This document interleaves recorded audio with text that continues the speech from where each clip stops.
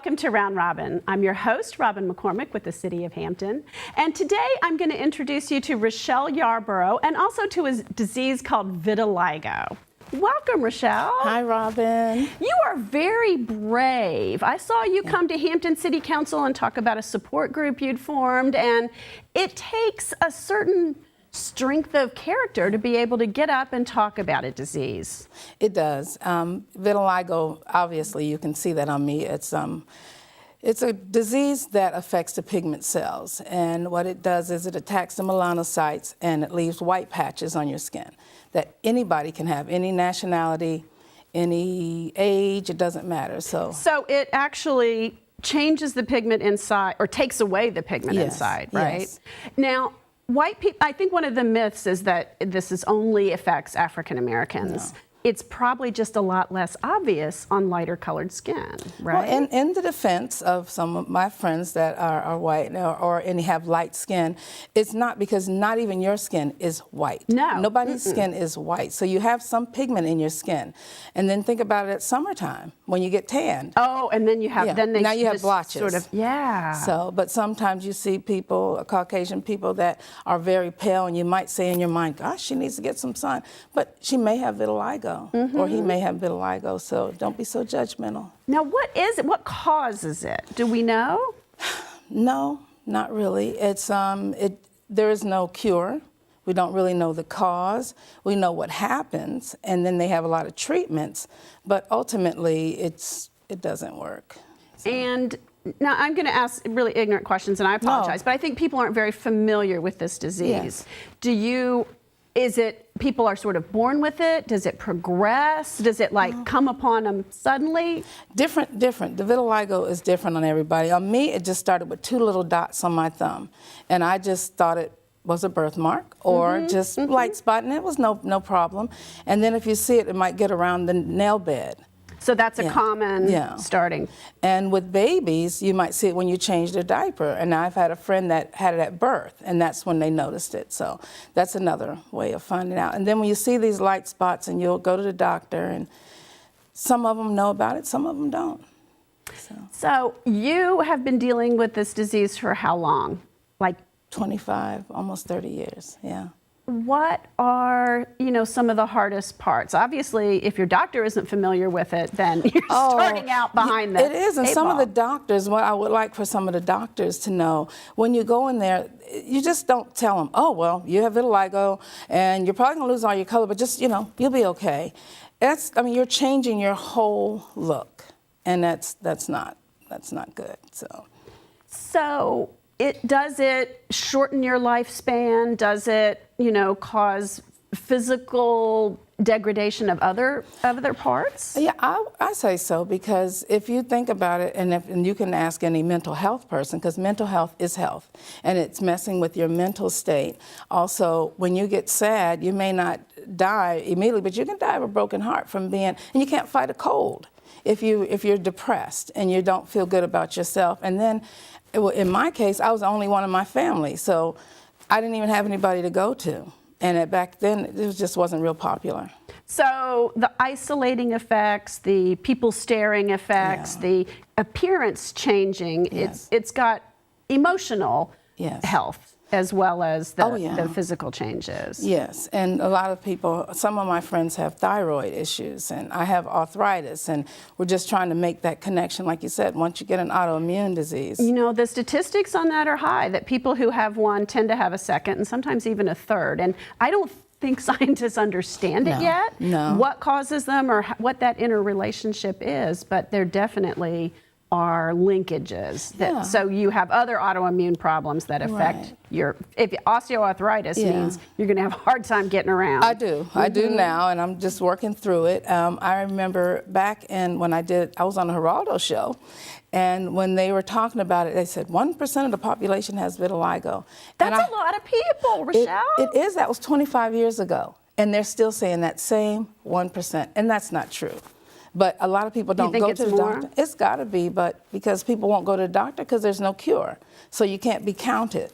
And it may not always progress a lot or as quickly. So some people, it's not a big problem for, and so they don't get the diagnosis, or are there treatments? There is a treatment. I took a treatment. It's called a PUVA treatment, and you would take a pill, and it makes your skin really sensitive, and you'd go into a light booth, like a tanning booth, and what it does is stimulate your pigment cells to try to get the color to come back. And mine did back in the 90s.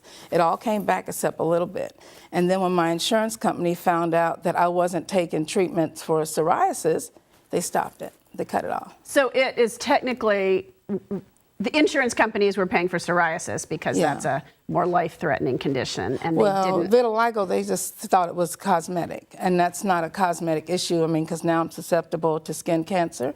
There's no protection, a vitamin D deficiency. The melanin is part of what helps keep you from getting too much sun exposure. And you need the sun for your vitamin D, so then you have vitamin D Women deficiency. especially, Yes, and as I'm getting older, that's one thing that I'm concerned about. So you can only drink but so much milk. Right. So what made you, what was the turning point for you that you began to really speak out? And we'll tell people you've got a support group here in Hampton. Yes. We'll give them some information on that later. But you, a long time ago, like 15 years ago, began really speaking out. You were in the daily press, you were on the Geraldo show. What spurred that for you? Well, because nobody knew, and I didn't know. And I would live by myself, and I was alone. I just started feeling really bad about it, and I said, well, maybe and I've always been a helper and a giver, and I said, maybe if I could help somebody, then maybe I would feel a little bit better. And I tried to talk about it, and when I'd see people, like you said, have a little dot, they look at me and they don't want to come out like, oh my gosh, I don't want that to happen to me. They're scared, so they just don't want to deal with it. Yeah. I would go visit people in Chesapeake. I would go visit individually, but I couldn't get people to come together because they don't want to look at, if you have it a lot. And then if you have it a lot and you're looking at somebody else, and it's like, well, why are you here? So it was very difficult to get people to come together. So Rochelle, what prompted you to become an activist, to talk about this publicly? I mean, you were in the daily press, you were on the Geraldo show. What brought you out of your shell and made you move forward? Well, I was doing things a while back, but it wasn't until March of this year that it really snowballed. I was meeting a friend over at a restaurant, very good friends of mine, and her husband said, I want you to meet this guy. He has vitiligo, and you might want to talk to him. And I heard this all these years. I was like, okay, great, okay, I'll talk to him later. So I kept talking to my girlfriend, and he said, no, really, you need to talk to him. I said, I will talk to him, never mind. So then he said, his name is Perry Whaley. I was like, okay. So the next thing you know, he just calls him and hands me the phone and says, here, talk to him. And I was like, hello? And he started telling me about all the things that they're doing in Atlanta, that he's doing for awareness. But it started to sound interesting. And I was like, maybe this is different. And I could honestly, I've never met Perry, but we have talked almost every day since then. And he's just encouraged me. He said, well, what are you doing in Virginia? I'm just not doing, what are you doing for vitiligo? What are you doing for awareness? And I was like, well, I just walk around. He said, no, you need to. And he just kind of pushed me along. And then they have a World Vitiligo Day. I've gone to Detroit. And it just stirred up something in me because it's like somebody is as passionate as I was. So even when it doesn't feel like it's going well around here, I mean, I pick up the phone, we talk. And then I've met so many other people.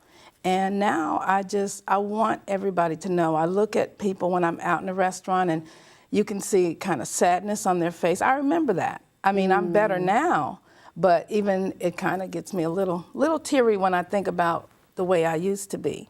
And I look at these people and they feel like they don't have anybody because people will judge you, well, you're not gonna die, you just lost your color, but that's your identity. Yeah, this is who you are. How we look on the outside affects everything. And in some cultures, in India, if a woman has vitiligo, she can't get married. Oh, wow. So that kind of, it changes a lot of things in your life. And you think about it, if you get a pimple or a scratch and you're like, oh my God, I can't go outside like that. But think about what we have to do. Mm-hmm. Yeah. And especially when it's changing too. Yeah. And I didn't even have these patches on my face in March. It wasn't even there. And then when summertime, because you're driving, and then my arm, it was completely light. And then it starts to come back. And then it goes again. And then it comes back. I didn't realize. There's so much I don't know. Yeah. Well, tell me about the support group and where and when you guys meet. Well, I found out that Northampton Community Center lets us meet there because it's a nonprofit and we don't even have to pay, so that's good. Yay, community centers in Hampton. I love the community centers, and I want to get the word out to the other community centers that we're meeting at Northampton Community Center. I try to meet at least once a month towards the end of the month. I'm trying to get some flyers out. I'm really trying to get some help. I need some sponsors or somebody to kind of help me get this out there because you know, people need to know. And there's a lot of people in Virginia, in Hampton, that have vitiligo. And but we still don't have really an accurate count or anything. Nobody's really tracking it very well. No. Not as well as I would like, and so that's why I want to bring more awareness. I want people to know, you know, what's going on in Hampton, and our slogan is more than skin deep, because it is more than skin deep. Oh, that's nice, yeah. So you got to look past the skin and see what people are, and we can just make somebody aware of what's going on around here. And I want to encourage somebody, and I want to help somebody and talk to somebody about it so they can feel good about coming out. And when you see them in the streets... People are reluctant to go to a support group then for two reasons. One, they kind of don't want to see how bad it can get. They may not want to be around other people. And two, they don't want to go out. They're not comfortable coming out in public. And I didn't either. I mean, I didn't leave my house. My brother would get gas, somebody would do this. I would just go to work, come home. I didn't even turn on the lights. So I understand when you want to be by yourself, but you have to empower yourself. And knowledge is power. So learn about it. And you don't have to have vitiligo. Just come to the meetings and know you may have a family member that might not want to go out, but but you can understand. Yeah, I have pamphlets, I have, you know, posters, I have a lot of things I can give you, some sunscreen, and just protect your skin and come and learn and go back and tell other people. So when you're out in the public and you see somebody robbing, you can say, oh, I know that person has vitiligo, and Rochelle does too. So you'll feel a little bit better about it. Yeah, it's less you see the disease and more you learn to see the person. And what I liked when I was out there, that if somebody would say, hey, or they touch my hand and say, oh, I know about it, because you're afraid to touch people, but if someone would touch me, that made me feel so much better. That's good to know, because a lot of times when someone sees someone with a disease, you're like, well, I'm going to act like I don't see it. You know, they're not comfortable. You make assumptions. Yeah. And sometimes it's better to just say, hi, or tap how on are the you shoulder doing? and Or, say hi. hey, And I have a friend who also has vitiligo. And that's what I'm trying to get. I could get somebody to make some T-shirts. Someone has donated a couple of them to me, but I need to get more. So people that I know, I can give you a T-shirt. Wear the T-shirt. Let somebody see what's going on, and let's talk about it. Okay.